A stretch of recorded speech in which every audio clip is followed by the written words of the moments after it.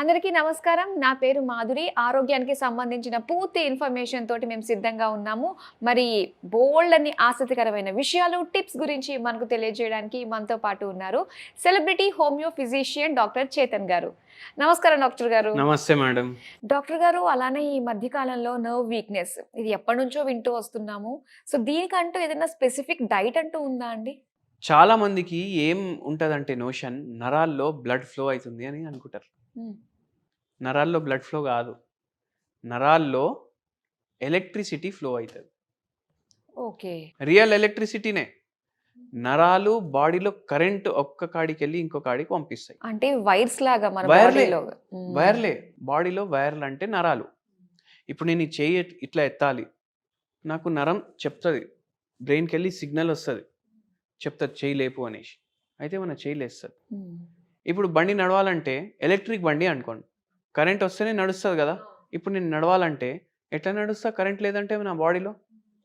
అవునా కదా? అవును. సో ఈ కరెంట్ సప్లై మొత్తం మేనేజ్ చేసేది నరాలు. ఓకే. ఇప్పుడు ఈ నరాల్లో కరెక్ట్గా కరెంట్ పాస్ అవ్వాలి. అయితే దానికి ఎలక్ట్రోలైట్స్ కావాలి. ఎలక్ట్రోలైట్స్ అని పదం ఎందుకు వాడుతున్నాం మనం?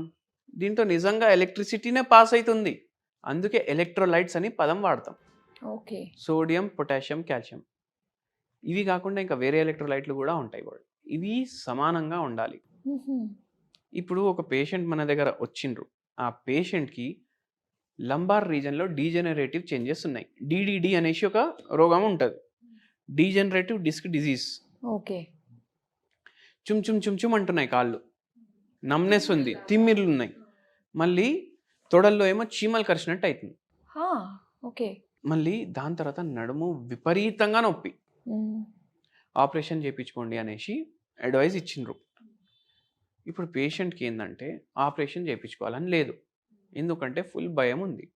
మన గురించి ఎవరో చెప్తే మన దగ్గరకు వచ్చిండ్రు.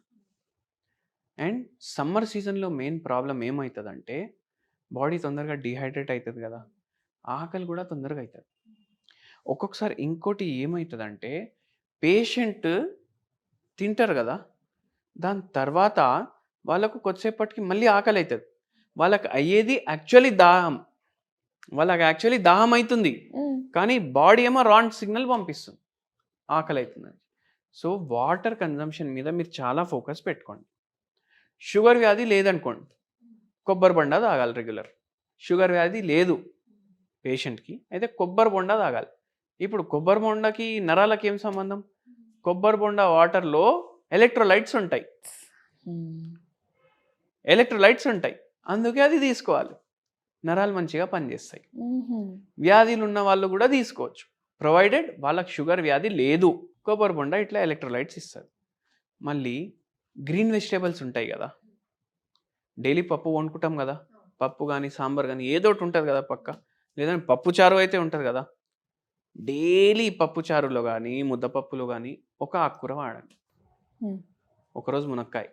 గ్రీన్ వెజిటేబుల్స్, గ్రీన్ ఏదైతే కనిపిస్తుందో అది వాడచ్చు, ఎందుకంటే దాంట్లో కూడా ఎలక్ట్రోలైట్లు బాగుంటాయి. ఒకరోజు బెండకాయ, గ్రీన్ ఉంది కదా, ఒకరోజు బెండకాయ, ఒకరోజు దొండకాయ, ఒకరోజు పాలకూర, ఒకరోజు కొనగంటి కూర, ఒకరోజు గోంగూర. ఇట్లా డైలీ మేము పప్పులో కంపల్సరీ ఒక గ్రీన్ వెజిటేబుల్ ఉండాలి, మంచి మాత్రలో. అంటే ఏదో నేను పప్పు చారు చేసుకుంటున్నా ఇంతే వేస్తా అని కాదు, మంచి మాత్రలో ఉండాలి. గ్రీనే కనిపించాలి మీ పప్పు. అట్లా చేస్తే దాంట్లో కూడా ఎలక్ట్రోలైట్స్ ఉంటాయి, మినరల్స్ ఉంటాయి. ఇప్పుడు మినరల్స్ అవి ఇవి అంటారు కదా, ఈ దీంట్లో ఎక్కువ మినరల్స్ ఉంటాయి, దీంట్లో తక్కువ మినరల్స్ ఉంటాయి. ఆ మినరల్స్ దేనికి పనిచేస్తాయి? మన నరాలు కరెక్ట్గా నడవడానికే పనిచేస్తాయి, ఎందుకంటే ఎలక్ట్రోలైట్స్ లాగా పనిచేస్తాయి. ఓకే. అట్లా. ఇప్పుడు బ్యాటరీ ఉంటుంది కదా ఫోన్లో, ఆ బ్యాటరీలో ఉన్న ఏదైతే పౌడర్ ఉంటుంది అది ఏముంటుంది? ఎలక్ట్రోలైట్లు ఉంటాయి. అయితే అవే మన బాడీకి కావాలి, ఎందుకంటే మన బాడీ నడిచేది కరెంట్ మీద.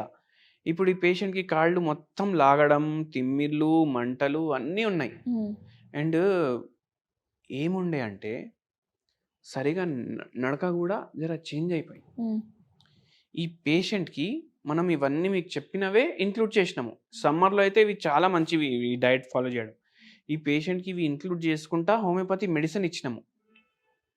ఈ పేషెంట్కి ఆపరేషన్ అన్నారు కదా, 4 మంత్స్లో 70% సిమ్టమ్స్ తగ్గినాయి.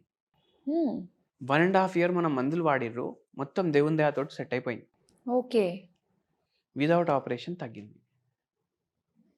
సో నరాల ప్రాబ్లం ఉంటే కూడా మీరు ఈ డయట్లు మీ దాంట్లో ఇంక్లూడ్ చేసుకోవచ్చు. అండ్ చాలా బెటర్మెంట్ కూడా ఉంటుంది మీకు.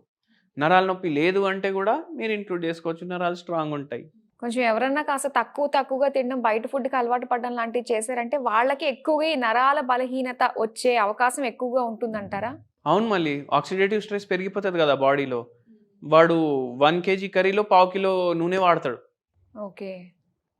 మనకు బయట టేస్ట్ ఎందుకు నచ్చుతుంది మీరు చెప్పండి? అదే ఆయిల్స్, ఉప్పు, ఆయిల్. కారాలు అన్నీ ఆ. బావుంటాయని.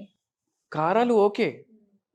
ఆయిల్ ఎక్కువ ఉంటే, ఫ్యాట్ ఎక్కువ ఉంటే ఫుడ్‌లో మన నోట్లో దాని టేస్ట్ ఎక్కువసేపు ఉంటది. ఓకే. నోట్లో ఎక్కువసేపు టేస్ట్ ఉండడం వల్ల మనం దానికి అడిక్ట్ అయితాం. హ్మ్. ఇప్పుడు మీరు బయటది బిర్యానీ తినండి. ఎక్కువసేపు అంటే హోటల్‌లో బిల్ కట్టి మీరు ఇంటికొచ్చిన తర్వాత కూడా కొద్దిసేపు నోట్లో టేస్ట్ ఉంటది. ఇంట్లో బిర్యానీ వండుకొని తింటే కొద్దిసేపే ఉంటది టేస్ట్. హ్మ్. సో అది డిఫరెన్స్. అండ్ సాచురేటెడ్ ఫ్యాట్లు ఎక్కువ ఉంటాయి బయట ఫుడ్‌లో. కలర్లు ఉంటాయి, ఆర్టిఫిషియల్ ఫ్లేవర్లు ఉంటాయి. అందుకే మీకు నరాలు ఎఫెక్ట్ అవుతాయి, షుగర్ వ్యాధి అవుతుంది, బీపీ పెరుగుతుంది, వెయిట్ పెరుగుతుంది, నిద్ర సరిగా రాదు, ఇన్ని ప్రాబ్లంలు అవుతాయి.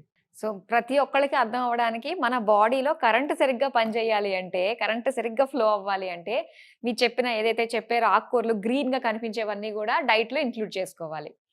చాలా చక్కగా తెలియజేసినందుకు థాంక్ యూ సో మచ్ అండి.